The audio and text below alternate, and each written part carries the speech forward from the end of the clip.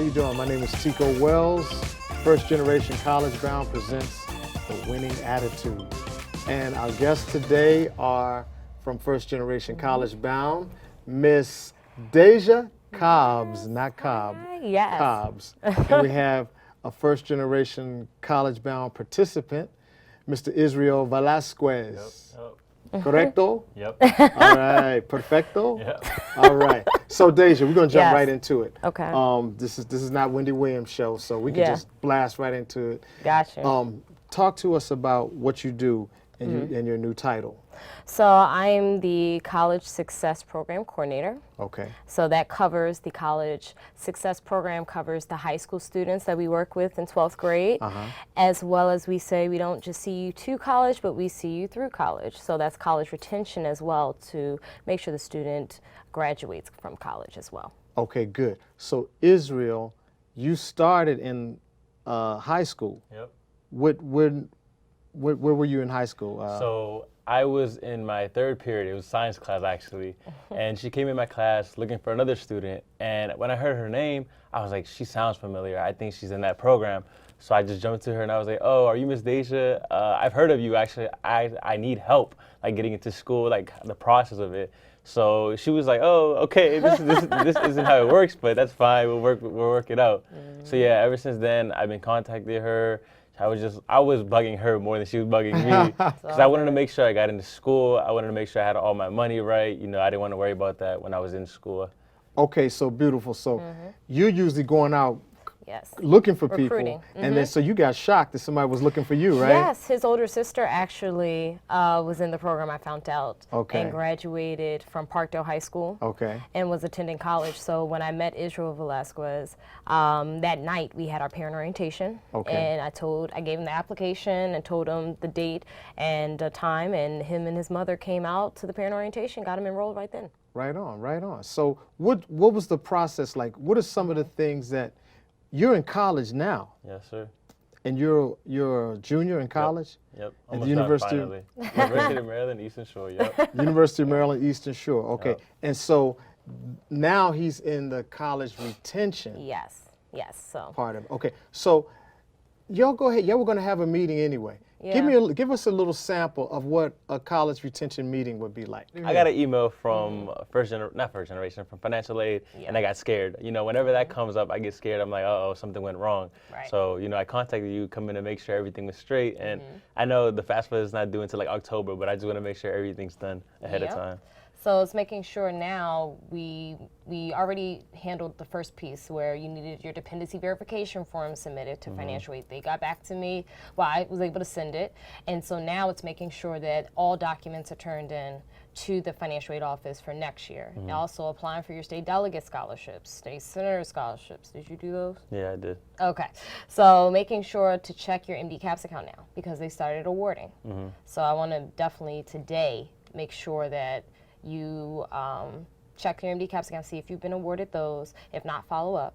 And then also sending your parents' tax transcript. And we're going to go in, check your FAFSA, make sure that's accurate so that you're set for next fall. Okay. So Yeah, I don't want to worry about that later on. I'd rather do it ahead of time. Right. When I'm in school, I just want to worry about doing all the work, getting it done. Yeah, and don't you're doing wanna- pretty well, right? Yeah, I don't want to Your worry about all that GPA money and stuff. I everything. want to just worry about getting done with school. Yep, so that's our plan today. Okay, that so there's a lot of little acronyms and little language and stuff that most people would be, and this one thing keeps coming up is FAFSA, and I figured out what it was yesterday.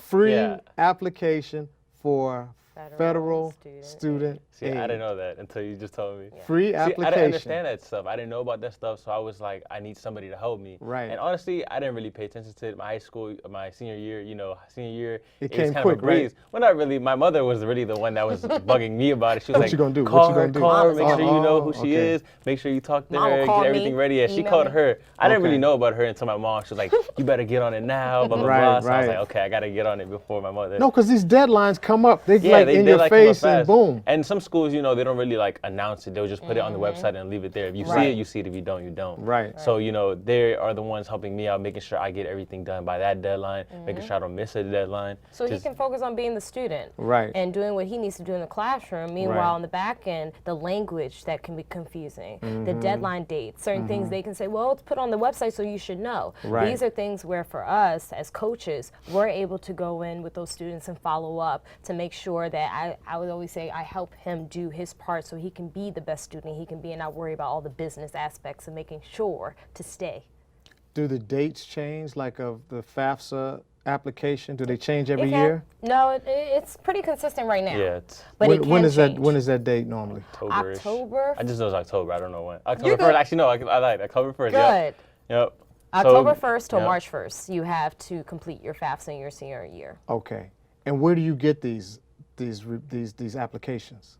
It's online. It's online, so you just download it, or you fill So it you out can- online. Right, you fill out the application online with your parent. Okay. You have a series of questions to answer, demographic questions, along with financial questions for the student and the parent. Now, how long? I mean, is this like a long? Yeah, and is it if long it's your first time form? doing it, you won't understand it. And the good thing about them is that they have like a workshop where you can come in and they'll show you everything. Like the first time I went, I was like, I kept calling it over. I didn't know what to do. I was like, yeah, you got to just stay here with me and help me. Because it's like so many different questions, you know, Yeah. your mother, your father stuff, your stuff. It even asks you for your siblings to see what they're doing, what school they go Oh, to. they get involved, don't they? Yes, everything. they want get all your everything. business before they give you any money. Okay. Yeah, and you have to find somebody who's been through that stuff. Like if you do it your first time, you're not gonna understand it. Right. So that's And why I his- had to get through it. Him Okay. and his sister also were able to still come back to those workshops, even in college, to get all of that completed. So we Okay. open it to our college retention students to come in the high schools for the workshop. So we're assisting not only our high school seniors, but also our college students to get everything completed with the state grants for MD caps Okay. along with the FAFSA. Oh, okay.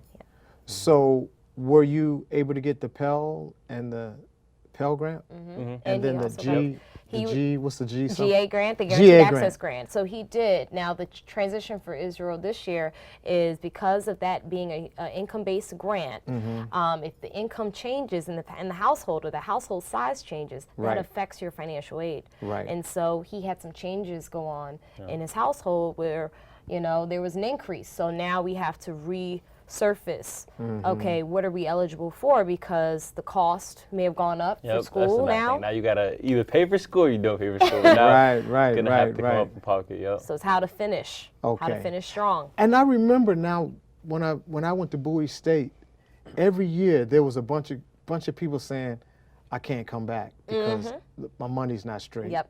My Yep. money's not straight." And I didn't have first generation college bound when I went, so I was trying to figure all this stuff out by myself. My parents didn't help me or anything. And so now that you're a junior, do you share with other high school people that you Oh meet? yeah, definitely. I always tell people like there's programs that can help you. Like I've actually like recommended people to come and actually get help from it because Yep. I don't want them to struggle just to like go to school, get their education. You need to get your education, so you need to focus on that too. So Right. to get your money straight, to get your education, you need help. Okay. So do you literally say contact first Oh generation yeah, college bound? I give them her number. Okay. So they can contact her. Yeah. Got it. And how do they respond? They just say thanks. I mean, if it wasn't for me, some of them wouldn't really be able to go to school because of the money. Okay. So So it's this, helping them out. in a way, this is like, it's like each one help one. It's a You know, generation thing. it can just keep going. Yeah. Exactly. Because that's your way of giving back. What's been your most what's the thing that you're most thankful for as far as first generation college bound? Most thankful for her answering the calls. Whenever I call her, I'll call her at night, I call her in the morning. Yeah. I'm just glad she answers and helps me out no matter what. I know it gets complicated sometimes. I know she gets annoyed from hearing my voice, calling her all No. the time, all Right. the texts. But it's just like, I know she's there. I know I can depend on her. But Got it. he's a good kid. That's the thing. I'd rather, for me, if you are in this role, you're wanting to see that Yeah. that change. For Yeah. me, seeing him grow, seeing him transform, as a student and as a young man, he's learning in the process of how to be independent Right. and to help himself. So for me, I'm always going to answer the phone because I automatically know, hey, he's doing what he has to do in school. So as long as he needs that support and that help, Right. he's going to do his part. Right. So And this is an interesting thing about me and Mr. Fisher were talking about this earlier, that success is a team game. So very none of us are truly independent if we're going to accomplish anything. You know, people say I'm a self-made millionaire or whatever like that, and you know you need lawyers, attorneys, accountants, You need a team. teachers, family, friends. You need a community. You know, I'm a big sports fan, and nothing happens on the team without everybody pitching in. You know, this guy may come in for one play, but he has to do his job. You know, Right. so your role as a support counselor, coach, is like having an attorney or an accountant. if you think like know, a coach, it's it's, a- yeah, you I'm need helping that. you do your best. And Yeah. whatever that is here, it's college. So I'm coaching you through to make sure that on your back end, if you think about boxing, you have people in your corner. Exactly. And so I'm one of those people in your corner, along with your mom, along with your financial aid counselor, and whomever else is there to help you be the best and be successful in college. So now you still work with high schoolers and College. college retention. Yes, because they feed Keep right it. into it. Right.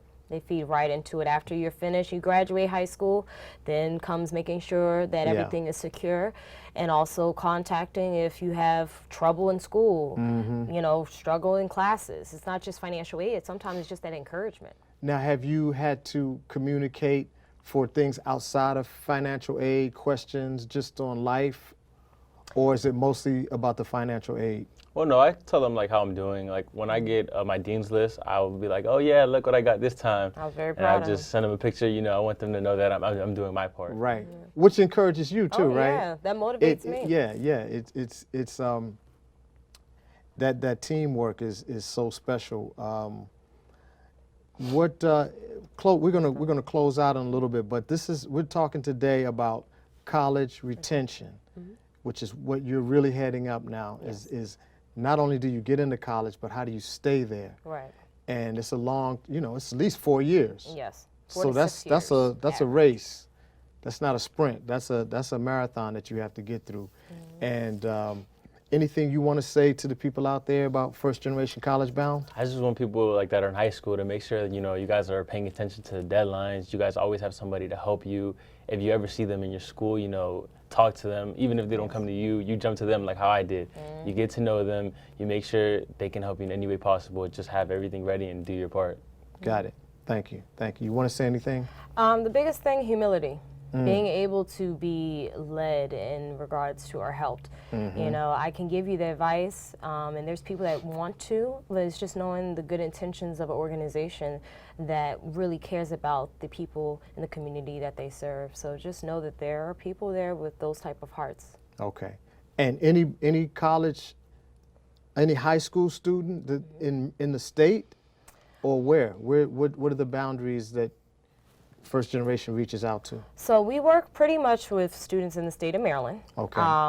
but primarily in PG County, and we're branching out to Montgomery County as Okay. well. Okay. Howard County, I have some students as well. Okay. So it's primarily, I would say, PG County public schools that we have our site schools in for college success for the high school level, but we also work with all of the state of Maryland in regards to the colleges, universities, and if you have a student that would need some assistance. So we're going to close out now, and we're talking all things first generation college bound.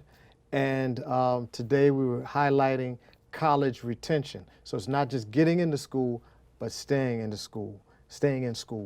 First generation college bound, FGCB.org Yes. or 301-490-0911. That's the main number. Yep. 911, I need some help for college. That's Okay, how I and look you can at it. listen. If you see this on YouTube, subscribe and share. And what's the other thing? Like. Yeah. Yeah. Thumbs up or like. Yeah, Like, thumbs up. comment, and subscribe. Peace and blessings. We're out. I'm Tico Wells.